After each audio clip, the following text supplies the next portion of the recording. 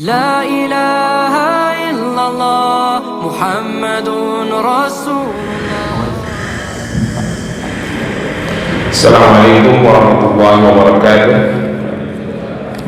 الحمد لله الذي أرسل رسوله بالهدى ودين الحق ليظهره على الدين كله وكفى بالله عليما. أشهد أن لا إله إلا الله وحده لا شريك له وأشهد أن سيدنا محمدا عبده ورسوله. اللهم صل وسلم وبارك على سيدنا محمد وعلى آله وأصحابه ومن تبعه إلى يوم الدين. رب اشرح لي صدري ويسر لي أمري واحلل عقدة من لساني يفقهوا قولي. أما بعد. Para jamaah sekalian, puji dan syukur kita panjatkan kehadirat Allah Subhanahu wa taala atas semua limpahan nikmat dan rahmat yang diberikan kepada kita. Alhamdulillah, Allah berikan kita nikmat kesehatan dan kelapangan waktu bisa mengikuti salat subuh berjamaah di masjid yang kita cintai ini. Yang lebih penting dari itu, alhamdulillah Allah masih semayamkan iman dan Islam di dalam sanubari kita. Semoga Allah Subhanahu wa taala selalu menjaga iman dan Islam kita, iman dan Islam keluarga kita sampai akhir zaman. Selawat dan salam kita selalu berharap kepada junjungan Nabi besar Muhammad sallallahu alaihi wasallam, untuk keluarganya, untuk para sahabat, untuk para tabi'in, untuk tabi'ut tabi'in, untuk para ulama dan seluruh umatnya. Insyaallah kita yang ada di masjid ini adalah umat Rasulullah yang akan mendapatkan syafaat yaumul akhir nanti. Amin ya mujibus sa'ilin. Insyaallah Allah berikan kita kesehatan pula sampai kita menjumpai bulan suci Ramadan yang tinggal beberapa pekan lagi, dan mengikuti ibadah saum Ramadan bersama ibadah-ibadah lainnya sampai akhir Ramadan nanti. Para jamaah, bapak-bapak sekalian, kemarin sholat Jumat di At-Taubah tidak Pak? Sholat Jumat di At-Taubah nggak bapak-bapak? Mendengarkan khatib berkhutbah Pak? Dengerin kan Pak? Ada materi yang menarik dari khutbahnya khatib kemarin itu. Kata khatibnya kemarin, ada survei yang dilakukan di Amerika, kata si khatib, yang dilakukan oleh Harvard University. Kata khatib kemarin tuh, nilai-nilai spiritualitas gitu ya, tentu bagi kita nilai-nilai spiritualitas Islam ya, berpengaruh dan dapat meningkatkan kinerja seseorang, dapat meningkatkan disiplin seseorang di dalam bekerja. Pokoknya disebutin sama khatib kemarin, nilai spiritualitas seseorang itu dapat meningkatkan kinerja, dapat meningkatkan integritas. Yang terakhir dia bilang menyebabkan seseorang mempunyai nilai wisdom, kearifan di dalam lingkungan pekerjaannya. Kata khatib kemarin Pak. Bapak-bapak setuju tidak Pak dengan itu Pak? Setuju banget. Jadi kesimpulannya Pak, kesimpulan khutbah kemarin tuh, orang Islam itu Pak, kalau semakin soleh, semakin bertakwa, dia semakin rajin bekerja. Setuju Pak?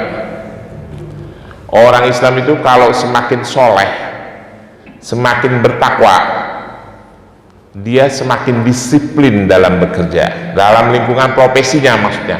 Ya profesinya apa saja ya, pokoknya lingkungan profesi ya, jadi pegawai swasta, dari macam-macam lah lingkungan profesi. Orang Islam itu kalau semakin soleh, semakin bertakwa, attitude-nya makin baik. Attitude dalam lingkungan kerjanya, semangatnya semakin baik dan lebih bijaksana. Kira-kira yang kita rasakan itu tidak ya Pak? Kalau kita itu jadi pegawai, ya kita bicara jadi pegawai dulu lah. Kita semakin bertakwa, kualitas ubudiyah kita bertambah. Sholat 5 waktu ditambah dengan sholat rawatib, ditambah dengan sholat sunnah duha, duha awal, duha pertengahan maupun duha akhir. Duha awal itu yang suka bapak-bapak kerjakan itu loh, sholat sulut, sholat suruk, nah itu duha awal namanya. Duha awal, duha pertengahan maupun duha akhir. Tambah sholat witir, tambah sholat tahajud, tambah qobliyah subuh, lalu tambah sholat subuh yang lain-lain wajib ya. Itu logikanya, logika umumnya, datang ke kantor tidak pernah terlambat, kerjanya tambah semangat. Yang wira swasta juga begitu, yang berprofesi-profesi lain juga seperti itu. Kalau menurut survei yang disampaikan oleh si khotib kemarin ya, nanti ada survei lain Pak di Eropa dan di Amerika yang berhubungan dengan ajaran Islam, yang awalnya itu memang kita harus meningkatkan kinerja kita sebagai seorang muslim. Bapak-bapak sekalian, rupanya Rasulullah dan para sahabat sudah melakukan itu Pak. Jadi peningkatan ketakwaan para sahabat, para tabi'in, para tabi'ut tabi'in, para ulama masa lalu ya, bersamaan dengan peningkatan produktivitas mereka. Bapak tahu Imam Abu Hanifah, imam fikih kita itu, beliau itu punya bisnis gerai, toko kain di kota Kufah yang sangat besar dan terbesar. Beliau itu eksportir bahan-bahan kain-kain keluar kota Kufah, hampir mencapai seluruh Jazirah Arab. Itu Abu Hanifah ya. Jadi memang terbukti kesolehan seseorang, ketakwaan seseorang seharusnya meningkatkan produktivitas orang itu. Jadi kalau ada orang yang terlihat seperti yang seperti nilai spiritualitasnya tinggi, kesolehannya terlihat tinggi, tapi tidak produktif, itu tidak nyambung Pak dengan nilai-nilai ajaran Islam. Ingat-ingat itu ya Pak. Jadi orang Islam yang bangun tahajud di sepertiga malam terakhir, lalu dia bangun sholat tahajud, atau lalu dia lanjutkan, dia tutup dengan witir, dilanjutkan dengan berangkat ke masjid untuk sholat subuh berjamaah. Ini kita bicara produktivitas ya Pak, berarti orang yang masih produktif. Jangan nanti bilang, Pak Ubay saya kan udah pensiun. Nggak usah ngomong, kita udah paham itu masalah pensiun itu. Langsung berangkat ke kantor dengan kinerja yang tinggi, tidak ngantuk, dengan semangat yang tinggi. Seharusnya begitu Pak. Tapi apakah memang harus seperti itu? Ya, memang harus seperti itu. Mari kita lihat ayat Al-Quran yang sangat populer. Apa yang dijanjikan Allah bagi orang yang bertakwa? Bapak itu jangan melihat orang yang bertakwa itu orang yang proses final ya Pak. Nanti tanya sama Ustaz Rojak. Ustaz Rojak tuh bertakwa itu apa sih, definisinya apa, posisinya bagaimana orang yang bertakwa itu. Orang yang bertakwa itu bukan berada di proses final ya Pak, orang yang sedang melakukan proses, orang yang sedang menuju kepada kesempurnaan dalam dia beragama, itulah orang yang bertakwa, bukan orang yang sudah sempurna. Orang yang sudah benar menjalankan syariat Islam, yang sudah melaksanakan perintah Allah, menjauhi larangannya, imtisaul awamiri wajtanibun nawahi, begitu definisinya para ulama. Itu orang yang bertakwa, orang yang sedang berjalan menuju kebenaran, kurang lebih begitu ya. Itu Allah janjikan, mayattaqillahi yaj'alahu makhraja wa yarzuqhu min haitsu la yahtasibu. Setuju ya Pak? Orang yang berproses menuju kebenaran, janji Allah itu dua. Yarzuqhu, Allah pasti akan berikan jalan rizki, dan Allah akan berikan jalan keluar dari setiap permasalahan kehidupannya. Jadi standarnya itu Pak, mayattaqillahi, Allah barang siapa yang bertakwa kepada Allah, Allah akan berikan rizki dan akan berikan jalan keluar dari setiap permasalahan hidup yang dialami. Tetapi yang harus dikejar oleh umat Islam bukan cuma itu Pak. Kalau cuma itu syaratnya gampang, cuma bertakwa. Yang dikejar oleh umat Islam itu adalah fa idza qudiyatis shalah fantasiru fil ard wabtagu min fadlillah wazkurullaha katsiran la'allakum tuflihun. Targetnya orang Islam itu untuk hidup di dunia itu tuflihun, happy lahir batin. Itu targetnya orang Islam Pak. Kalau kita bertakwa, Allah udah pasti janjikan kita diberikan rizki. Kalau ada permasalahan, Allah akan berikan kita jalan keluar. Tapi Allah suruh lagi, kalau kamu sudah sampai proses itu, target yang harus dilakukan oleh orang Islam itu adalah mencari kelebihan-kelebihan dari fadilah-fadilah Allah. Nanti kamu diminta untuk bersyukur kepada Allah supaya hidupmu happy saja. La'allakum tuflihun, supaya kamu berada di dalam posisi konsisten bahagia. Konsisten bahagia itu repot ya, itu status paling tinggi, bahagia terus panjang hidupnya, keren itu Pak. Karena ada survei juga di Eropa dan di Amerika, salah satu sumber kebahagiaan itu adalah orang yang bisa selalu bersedekah. Ada survei itu Pak, orang yang suka infak, bersedekah. Kalau orang Islam tuh kalau bicara sedekah berarti sedekah wajib dan sedekah sunnah ya Pak.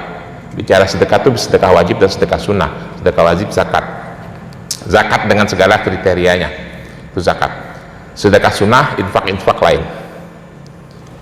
Karena ada survei yang mensurvei orang-orang Islam itu hidupnya bahagia karena dia punya ajaran yang mengajarkan umatnya untuk bersedekah, untuk berinfak. Infak itu membuat kita bahagia Pak.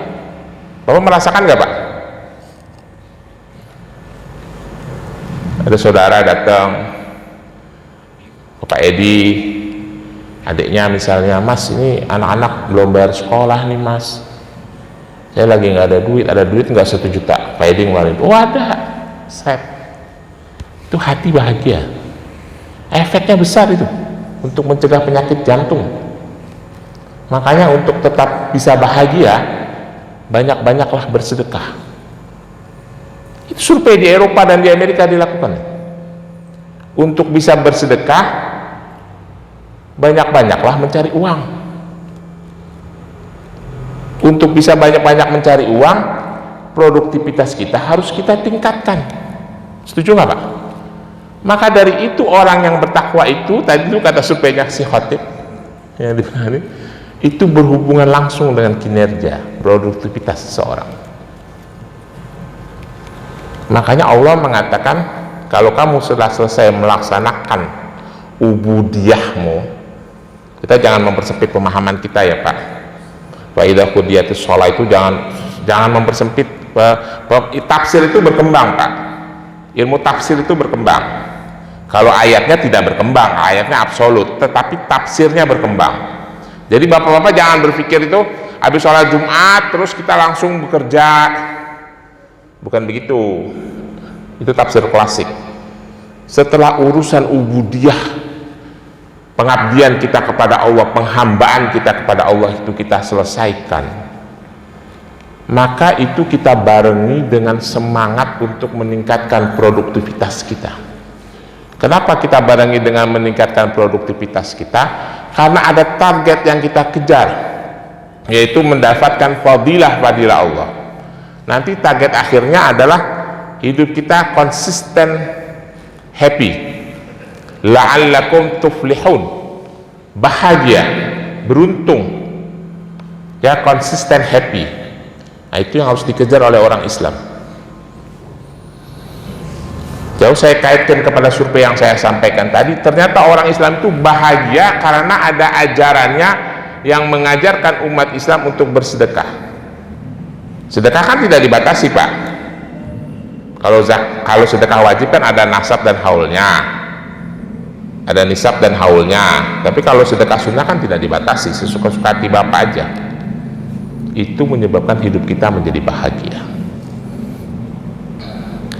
Nah, sekarang kita lihat ini hadis Sahih Bukhari jilid kedua.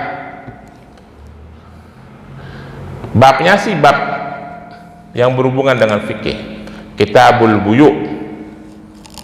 Tapi kita lihat cerita-cerita Rasulullah dan para sahabat, bagaimana beliau-beliau itu mempunyai produktivitas yang tinggi. Kita bacakan hadis nomor 1940. Bismillahirrahmanirrahim. Hadatsana Mu'alla ibnu Asad, hadatsana Abdul Wahid, hadatsana A'mas qala dzakarna inda Ibrahim arahnan fi salam faqala Hatsani al-Aswad an Aisyah radhiyallahu an. Hadatsani Muhammad ibnu Abdullah ibnu Hausab, hadatsana Asbat Abu Yasa al-Bisri, hadatsana Hisham ad-Dastawai an Qatadah an Anas radhiyallahu anhu annahu masya ila Nabi sallallahu alaihi wasallam biqubzil sa'ir wa ilahata sanikhatin wa laqad rahana Nabi sallallahu alaihi wasallam ad-dar'an lahu bil Madinah indal Yahudi wa aqadha minhu sa'iran li ahlihi wa laqad sami'tuhu yaqulu Nabi sallallahu alaihi wasallam ma amsa inda ahlil Muhammad sallallahu alaihi wasallam sahun barun wala sahun habbun wa inna indahu latis'a niswatin. Nah, ini yang bagian akhir yang Bapak perlu catat nih. Kata Anas bin Malik. Anas bin Malik menambahkan kalimatnya hadis ini, wa inna indahu latis'a niswatin. Ulangi lagi ya Pak. Wa inna indahu latis'a niswatin. Kira-kira artinya begini.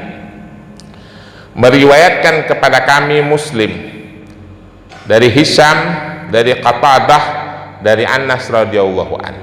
Meriwayatkan pula dari jalur yang lain Muhammad ibnu Abdullah ibnu Haushab, dari Asbat Abu Yasa al-Bisri, meriwayatkan kepada kami Hisham Ad-Dastawai dari Qatadah dari Anas bin Malik radhiyallahu anhuma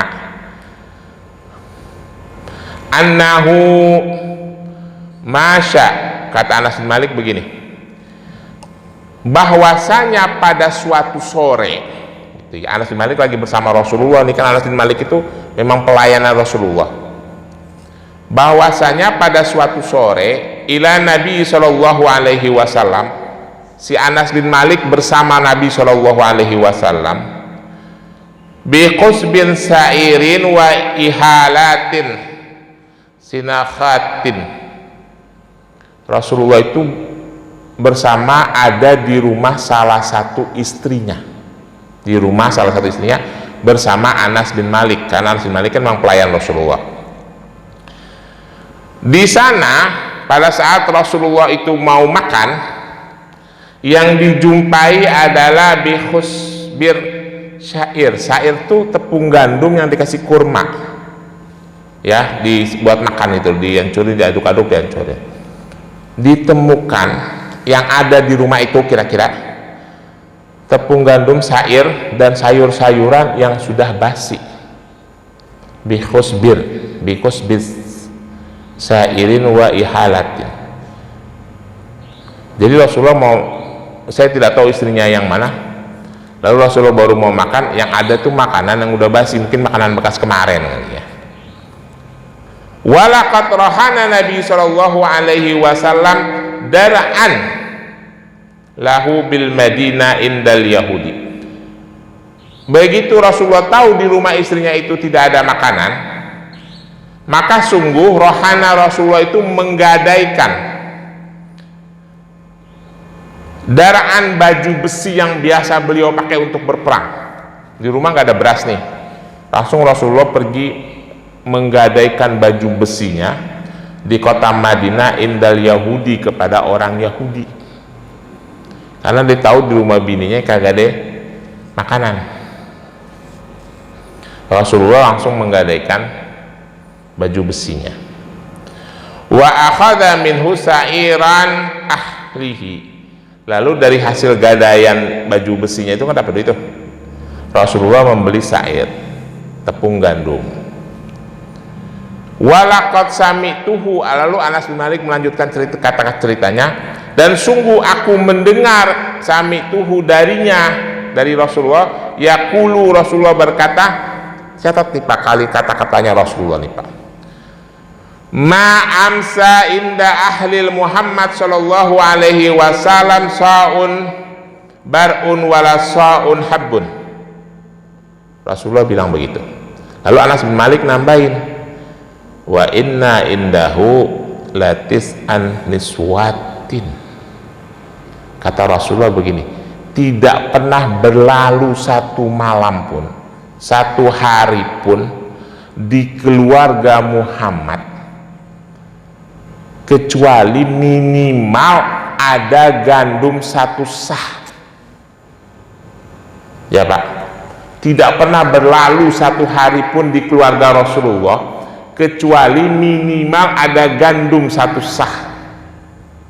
Lalu Anas bin Malik melanjutkan kalimatnya, wa inna indahu latis aniswatin.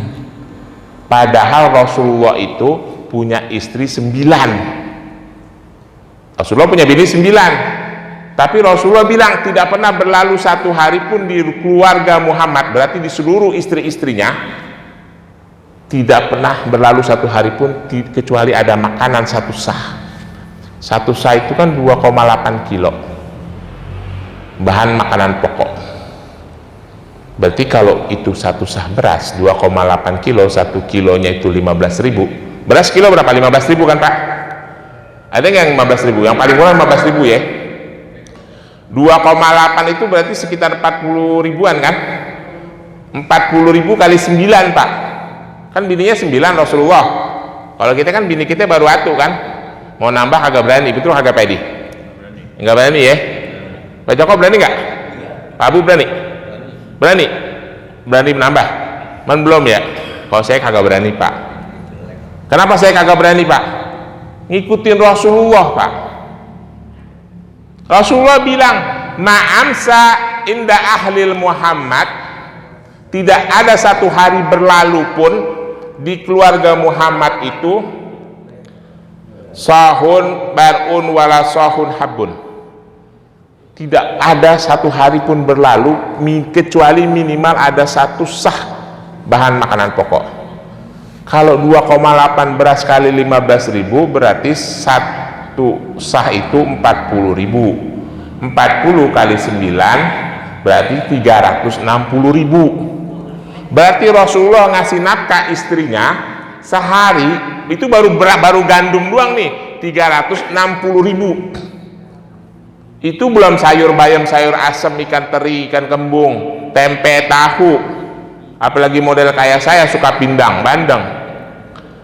Baru berasnya doang 360.000 sehari kali sebulan 30 hari. Berapa duit tuh? Rasulullah itu minumnya kan madu, Pak, sama susu kambing. Rasulullah minumnya bukan teh manis. Teh manis mah kita warung akang, betul nggak? Kenapa Rasulullah minumnya madu, Pak, sama susu kambing? Istrinya yang dikasih nafkah batin 5 tiap hari digilir. Bapak belum tahu Aisyah radhiyallahu anha. Bapak tahu nggak cerita tentang Aisyah? Kan dinikahi masih muda, Pak, 11 tahun. Mbak, kita ngambil yang paling ungkat, ceritanya banyak, ya kita ambil yang 11 saja, yang paling akhir, jangan yang 9. Baru digauli 2 tahun kemudian, berarti 13 tahun. Ini saya bukan cerita yang nggak benar nih, Pak, ada di sejarah. Itu kan masih muda bener, Pak, libidonya tinggi, benar ini, nanti Bapak baca sejarahnya. Bahkan katanya kalau Rasulullah habis lagi sholat Qiyamul Lail, sholat tahajud, pas lagi di Aisyah nih, itu ditungguin Pak sama Aisyah, ditungguin, Pak. Bini kita pernah nungguin kita kagak kalau lagi tahajud? Hah? Nungguin buat ngapain? Ya buat itu, buat main. Saya bukan bicara jorok, ini benar, ada di sejarah. Saking libidonya tinggi, Pak, sampai kalau Aisyah lagi halangan tutup pakai kain sini sampai sini, tetap bercumbu dengan Rasulullah. Rasulullah tuh super romantis. Itu gara-gara nikahin anak muda. Makanya jangan nikahin anak muda. Kalau kita rada-rada udah agak-agak peyat, ya nikahin yang sedang-sedang, kalau yang kedua, yang ketiga. Belum Maria, belum Zainab, belum yang lain-lain, 5. Dan wajib Rasulullah keliling. Very strong, Pak. Makanya minumnya madu, bukan teh manis. Teh manis teh celup lagi. Nah, kalau minumnya, dan Rasulullah ini perlu dicatat, Rasulullah itu mengharamkan dirinya dan keluarganya menerima zakat. Berarti tidak, bukan pemberian orang lain itu. Dia kerja sendiri buat menafkahi dirinya dan keluarganya. Bisa kebayang biaya hidup keluarganya berapa besar? Besar, Pak. Kita ada nggak kira-kira nafkahi bini kita buat beli beras doang sehari 500.000? Kayaknya mah kagak ya. Kalau saya mah kagak. Ya maksudnya saya tuh kagak, saya suruh beli sendiri. Saya nggak ngasih. Itu Rasulullah hebatnya. Beliau menafkahi keluarganya itu 360.000 minimal bahan pokoknya doang, belum lauk-lauknya. Dan Rasulullah itu kalau makan daging, Bapak tahu apa yang dimakan? Daging kambing bagian apanya? Bagian apa? Bagian paha. Paha kambing, Pak, yang mahal. Coba kita tiap hari makan sate kambing dah. Sate kambing di ujung Pamulang 2 ada tuh. 10-nya 50.000. 10 doang pasti kita makan 50.000, belum sopnya. Kita tidak melebihi Rasulullah. Rasulullah itu hebat. Dia mempunyai kinerja yang tinggi, produktivitas yang tinggi untuk menafkahi keluarganya. Dan hari-hari itu ditemui ada di pasar untuk bekerja. Demikian pula sahabat-sahabatnya. Sekarang kita lihat sahabatnya, apa itu Rasulullah. Jadi benar tuh survei, orang yang ketakwaannya bertambah, produktivitasnya juga bertambah dalam menghasilkan uang. Itu Rasulullah SAW. Sekarang kita baca kisah tentang Abu Bakar As-Siddiq. Hadis berikutnya, Bismillahirrahmanirrahim.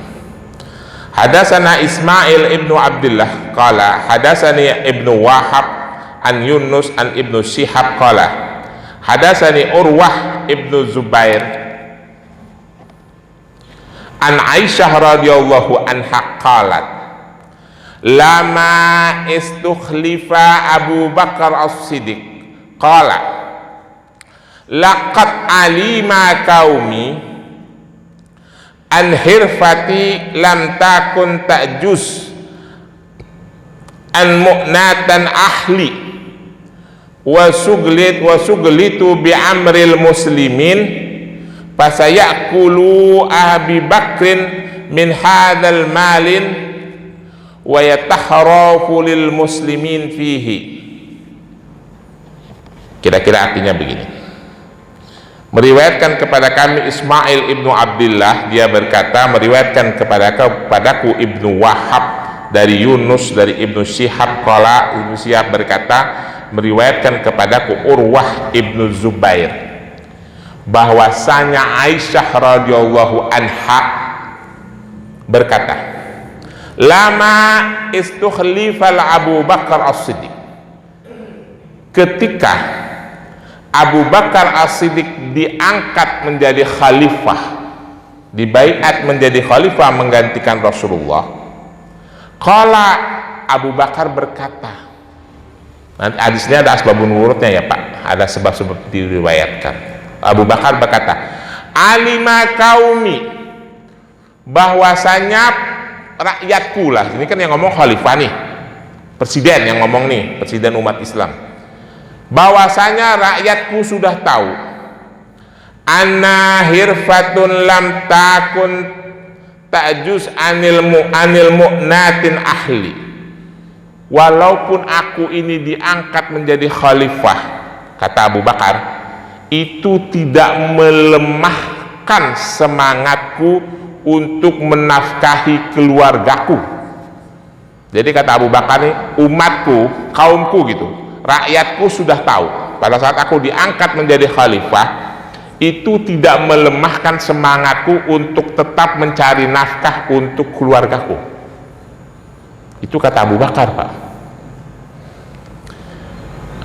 Wa suglitu bi amril muslimin, sementara di sisi yang lain aku tetap disibukkan dengan mengurus rakyatku, maksudnya mengurus urusan orang muslim. Fasayakulu alul Abi Bakrin min hadal mal, bahwasanya keluarga Abu Bakar itu dinafkahi dengan harta yang aku cari sendiri, kata Abu Bakar. Jadi Abu Bakar itu diangkat jadi khalifah. Jadi ada asbabun nurut hadis ini. Ketika Abu Bakar sudah menjadi khalifah, udah jadi presiden, dia lagi di pasar dagang, Pak. Dilihat oleh para sahabat, ditegur, ya Amirul Mukminin, kenapa Anda ada di pasar? Anda itu kan khalifah, tugasnya ngurus rakyat. Lalu Abu Bakar keluar menyampaikan hadis ini.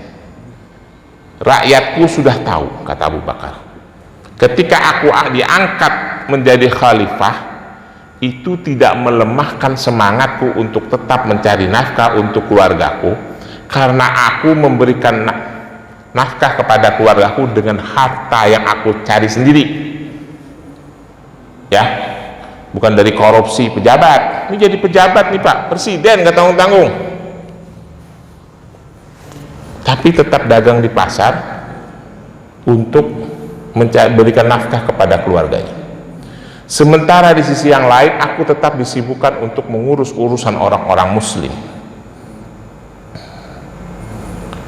Wa yahtarifu lil muslimin fihi, dan aku pun tetap bersungguh-sungguh menjalankan tugasku menjadi khalifah, mengurus urusan orang-orang muslim.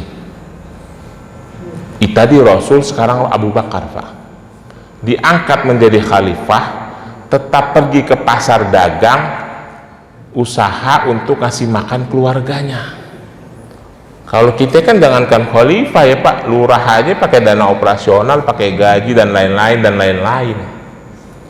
Dan tetap bersungguh-sungguh, Rasul Abu Bakar itu setelah diangkat jadi khalifah tetap bersungguh-sungguh mencari nafkah untuk keluarganya, tetap bersungguh-sungguh menjalankan tugasnya sebagai khalifah. Jadi memang seharusnya nilai-nilai ketakwaan seorang muslim itu berpengaruh dan mempengaruhi produktivitas dan kinerjanya. Ini gak ada alasan buat kita sholat wajib kita laksanakan, sholat sunnah tidak kita tinggalkan, tapi berangkat ke kantor terlambat, di kantor ngantuk. Itu bukan attitude orang Islam itu, ya. Itu Rasulullah dan Abu Bakar As-Siddiq.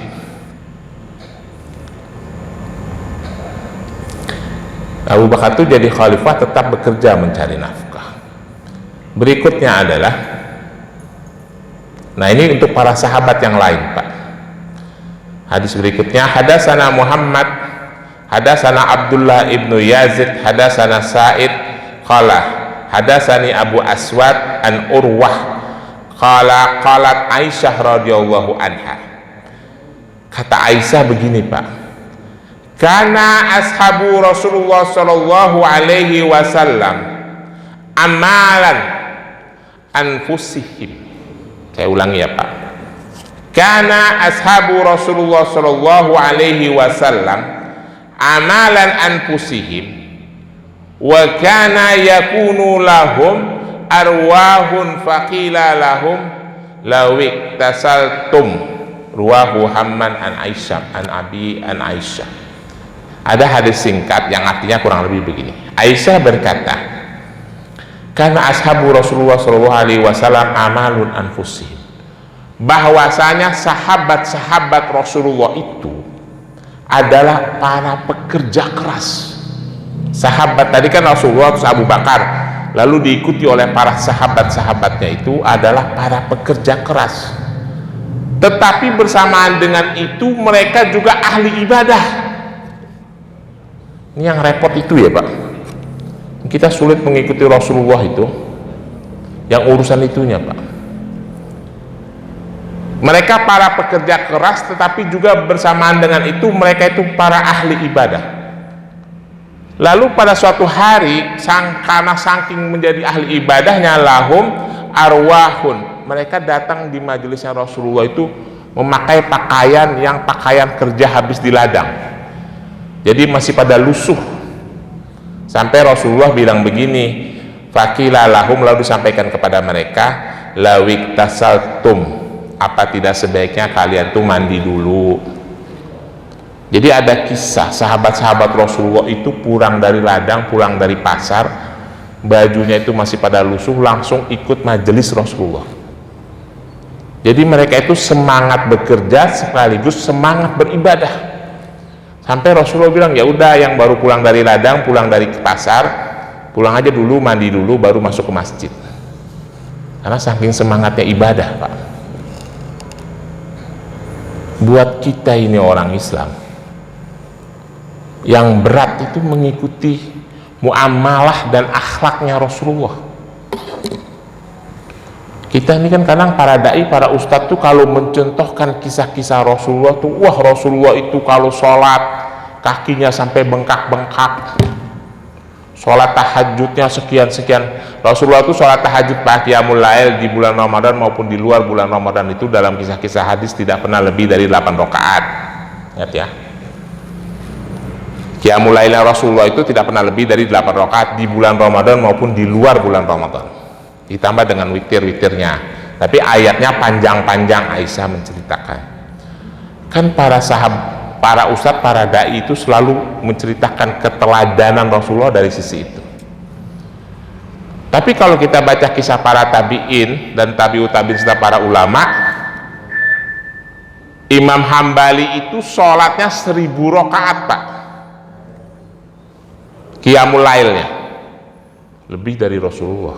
Kalau menurut penilaian pribadi saya nih Pak, ubudiyahnya Rasulullah banyak para sahabat, banyak para tabi'in, para tabi'ut tabi'in, para ulama yang mendekati. Kalau kualitasnya kita nggak usah hitung ya Pak, karena itu urusan Allah. Banyak yang mendekati. Yang berat itu adalah muamalah dan akhlaknya Pak. Yang berat untuk kita teladani itu adalah muamalah dan akhlaknya. Beliau tanggung jawab kepada istri-istrinya. Beliau itu selain tanggung jawab kepada istri-istrinya, beliau juga menyantuni ahlu sufa. Pernah saya ceritakan kan kisah ahlu sufa? Setiap hari menyantuni 70 orang ahlu sufa. Coba yang bagian itu kita teladani Pak. Menyantuni 9 istri, ya 9 istri, terus menyantuni 70 ahlu sufa. Itu baru keren. Kalau Bapak nanya saya, Bapak sanggup nggak? Lah, saya istri saya cuma satu. Kalau disuruh 2, enggak punya nyali Pak sama Om Pedi. Coba kalau kita bagian itu yang kita teladani, itu baru keren, ya. Itu yang harus didengung-dengungkan, akhlaknya mulia, muamalahnya mulia Rasulullah. Jadi ketakwaan, kesolehan seorang muslim berhubungan langsung dengan kinerja dan produktivitasnya. Itu sudah dicontohkan oleh Rasulullah, oleh para sahabat-sahabat Rasulullah. Terakhir, kata Rasulullah begini,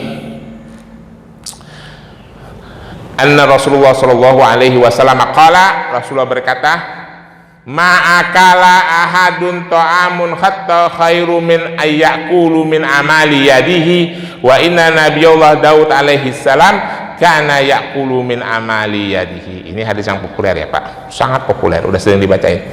Kata Rasulullah begini, sebaik-baik makanan yang dimakan oleh seseorang adalah makanan yang diperoleh dari hasil pekerjaannya sendiri, bukan minta-minta.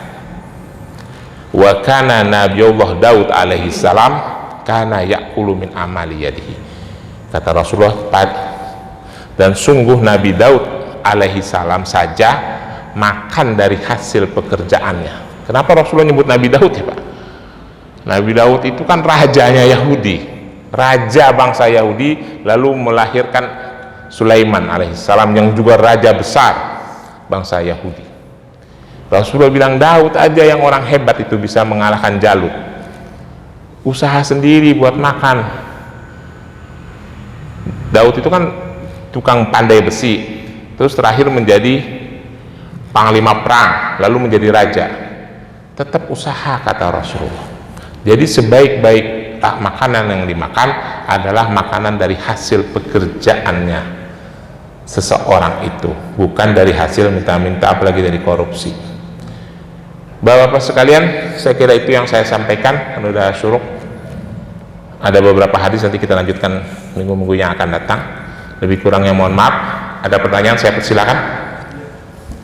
Silakan. Kalau tidak ada saya cukup. Hah? Cukup. Rasulullah itu dikala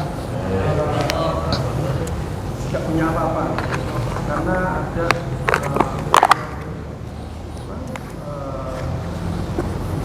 di hadis itu tidak punya apa-apa dalam hadis itu. Waktu itu Rasulullah sehingga waktu siang pas panas-panas ke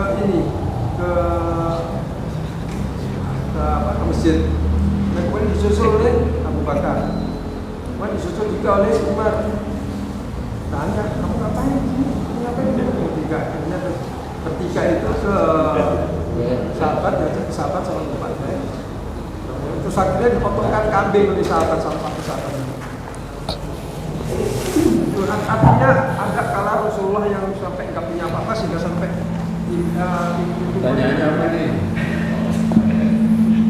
Baik, saya udah nangkap. Ada masanya Rasulullah itu tidak punya apa-apa.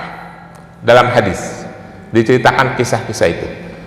Kita kalau mau merujuk hadis ya Pak, hadis itu kan jumlahnya banyak dan kualitasnya beda-beda, bahkan sampai ada yang palsu. Kita telaah sedikit pakai logika Pak. Abu Bakar itu Rasulullah, Umar, kalau Umar udah pasti ya, karena Umar itu memang sangat warak. Abu Bakar itu di rumahnya ada keluarganya dan ada budak-budaknya. yang harus dia nafkahi, dikasih makan setiap saat. Logika umumnya sebagai seorang pedagang besar, Abu Bakar rasanya sulit dikatakan tidak punya uang. Itu logika pertama. Logika kedua, Pak, dalam kisah hadis-hadis lain, saya pernah sampaikan di sini, kalau ada pengemis datang, Rasulullah itu ngasih uang ke pengemis minimal 2 dirham, rata-rata ngasih 4 dirham. Mungkin tidak Rasulullah tidak punya uang, Pak, tetapi Rasulullah tidak pernah menyimpan harta di rumahnya. Karena pernah dalam sebuah kisah, Rasulullah datang ke masjid, dia terlihat gelisah karena di rumahnya masih ada uang 4 dirham yang tertinggal. Lalu dia buru-buru pulang, dia sedekahkan, dia datang lagi ke masjid, dia bilang dia sudah tenang karena uang yang tersisa sudah disedekahkan. Rasulullah dan para sahabat itu mencari nafkah setiap hari untuk dimakan hari itu, tapi lebih. Tapi apakah Rasulullah pernah hidupnya sulit? Ya, dalam kisah-kisah hadis ada. Bahkan Rasulullah pernah bertanya kepada istrinya, hari ini ada makanan? Tidak ada, berarti aku berpuasa. Banyak hadis-hadis yang seperti itu. Tapi ketika kita berbicara hadis, maka kita harus berbicara menelaah lebih dalam kualitas-kualitas hadis itu. Saya kira begitu. Apakah Rasulullah pernah susah? Pernah. Tapi sepanjang perjalanan hidupnya, Rasulullah adalah orang yang berlebih dari sisi materi. Cuma beliau itu sederhana hidupnya. Jelas, Pak? Clear ya, Pak? Kalau belum clear, apa masalahnya? Tapi kalau mau menguji hadis, hadisnya harus kita uji, Pak. Mana yang lebih sahih, mana yang lebih hasan, mana yang lebih dhaif. Itu Pernah disampaikan juga oleh Ustaz bahwasannya ketika si tiduran di tempatnya si istrinya itu, sehingga sudah habis semua juga. Jawabnya, kenapa kau menangis? Apakah kamu menderita, kamu susah, kamu menyesal menikah dengan saya? Sudah habis nih dunia itu. Enggak, sekalipun nanti kalau seandainya saya mati pun saya siap pulang. tulangnya. Oh, itu bahasa kinayah, Pak. Tulang-tulangku disambung untuk menjembatani perjalanan Rasulullah. Itu bahasa kinayah, Pak, bahasa hiasan. Bukan berarti Rasulullah miskin sekali, tidak. Enggak, karena di hadis itu mengatakan sudah habis semua. Memang dakwah itu sampai udah habis semua artinya. betul, Rasul tidak meninggalkan harta untuk betul sekali, habis semua. Rasulullah bersama Khadijah di mana, Pak? Di kota Mekah. Itu dalam keadaan sulit. Setelah Rasulullah hijrah ke kota Madinah, dia memulai kehidupan baru, mulai berbisnis baru. Demikian pula para sahabat termasuk Abu Bakar juga pada saat dia hijrah, dia meninggalkan seluruh hartanya di Mekah. Umar juga begitu, Abdurrahman bin Auf juga begitu. Lalu setelah sampai di kota Madinah, mulai berbisnis baru, mulai berdagang kembali, dan hidupnya berkembang lagi gitu. Jelas ya, Pak? Kalau pernah habis, pernah susah ya pernah, orang dipakai untuk berdakwah. Apalagi Rasulullah dan para sahabat hijrah ke kota Madinah, semua hartanya ditinggalkan di kota Mekah. Clear ya? Nggak apa-apa, Pak. Kalau nggak jelas, Bapak cari lagi hadisnya. Nanti kita uji ke kesahihan hadis itu. Ya, silakan. Saya kira itu, Bapak-bapak. Lebih kurangnya mohon maaf. Saya buru-buru meninggalkan masjid ini. Assalamualaikum warahmatullahi wabarakatuh.